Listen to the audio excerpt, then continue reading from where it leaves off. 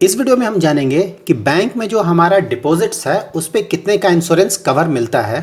साथ ही हम जानेंगे कि बैंक डिपॉजिट्स का इंश्योरेंस करता कौन है और कौन से बैंक्स हैं जो कि इंश्योर्ड हैं। साथ ही हम जानेंगे बैंक डिपॉजिट्स में वो कौन से डिपॉजिट्स हैं जिस पे इंश्योरेंस कवर मिलता है।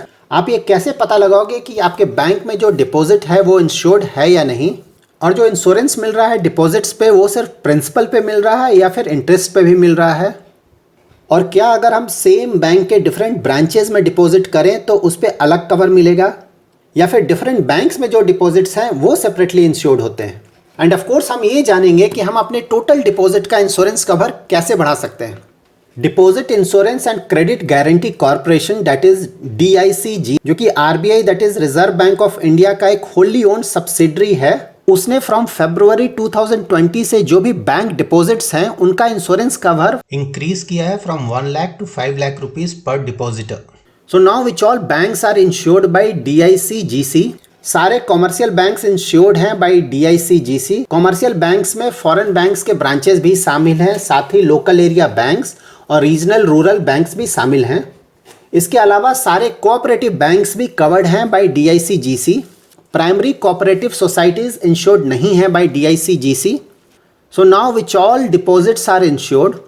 तो बैंक्स में आपका जो सेविंग्स अकाउंट या फिर करंट अकाउंट में पैसा है, या फिर फिक्स डिपॉजिट में जो पैसा है, या फिर रिकरिंग डिपॉजिट में जो पैसा है, ये सारे डिपॉजिट्स इंश्योर्ड हैं अप टू 5 लाख। पहले बैंक डिपॉजिट्स पे इंश्योरेंस कवर 1 लाख का हुआ करता था, जिसे बढ़ाकर 5 लाख पर डिपॉजिटर किया गया ताकि डिपॉजिटर्स के इंटरेस्ट को प्रोटेक्ट किया जाए। अगर किसी बैंक के ब्रांच में आपका सेविंग्स अकाउंट में भी पैसा है, फिक्स डिपॉजिट में भी पैसा है, करंट अकाउंट में भी पैसा है और रिकरिंग अकाउंट में भी पैसा है, तो इन सारे डिपॉजिट्स को ऐड किया जाएगा और उस टोटल डिपॉजिट में अप टू 5 लाख का इंश्योरेंस कवर मिलता है।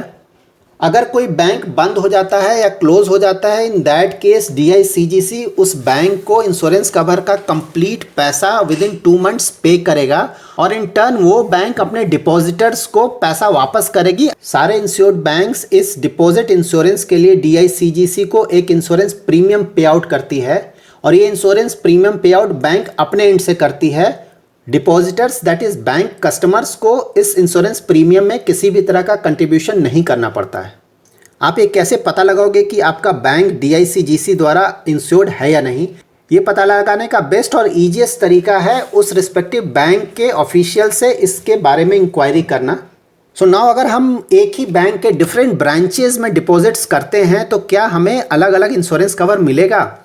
अगर आप एक ही बैंक के डिफरेंट ब्रांचेस में डिपॉजिट करते हैं तो आपके टोटल डिपॉजिट्स को ऐड कर लिया जाएगा और उस टोटल डिपॉजिट्स में अप टू 5 लाख का ही इंश्योरेंस कवर मिलेगा। और अगर आपके डिपॉजिट्स डिफरेंट बैंक्स में हैं तो आपको हर एक बैंक में अप टू 5 लाख का डिपॉजिट कवर मिलेगा।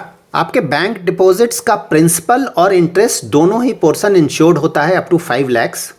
इस डिपॉजिट इंश्योरेंस का बेस्ट पार्ट ये है कि ये कंपलसरी है सारे बैंक्स के लिए, तो कोई भी बैंक इस डिपॉजिट इंश्योरेंस से विड्रॉ नहीं कर सकता है।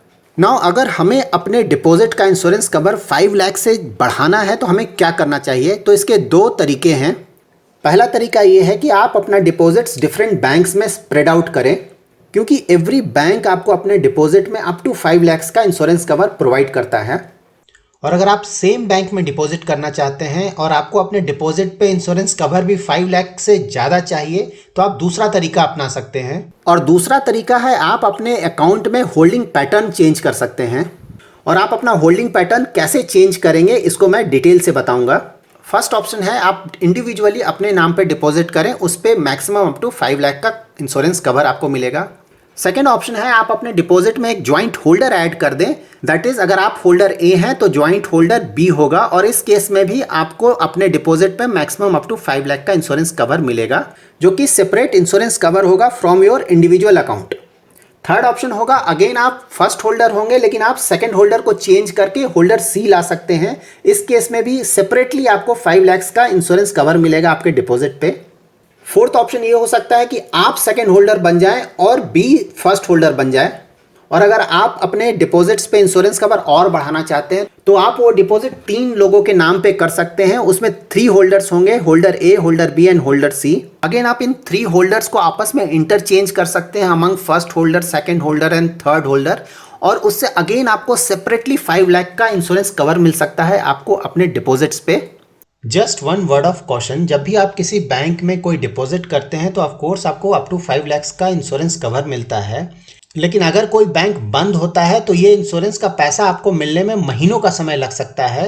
That's why it's always better कि जब भी आप डिपॉजिट करें तो आप अपने डिपॉजिट का एक बड़ा हिस्सा बड़े बैंक में रखें जिसका क्रेडिट रेटिंग काफ़ी अच्छा हो।